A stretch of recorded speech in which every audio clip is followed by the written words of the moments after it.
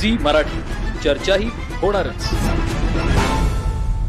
कुंभोज परिसरात घरगुती स्वरूपात साजऱ्या होणाऱ्या डोंगरची आई रेणुका देवी यांच्या जागर सोहळ्याला मोठ्या उत्साहात सुरुवात झाली.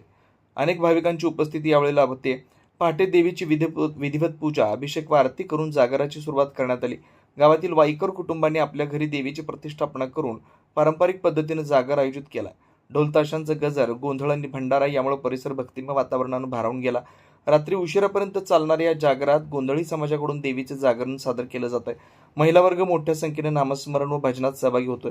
भाविकांकडून नवस फेडण्यासाठी विशेष पूजा अर्चा केली जाते. या निमित्तानं महाप्रसादाचं आयोजन करण्यात आलंय. भाविकांना याचा लाभ घेताना दिसत आहेत. घरगुती जागर सोहळ्यामुळे कुंभोज परिसरात सर्वत्र भक्तिमय आणि उत्साहपूर्ण वातावरण निर्माण झालंय. कुंभोज प्रतिनिधी विनोद शिंगे.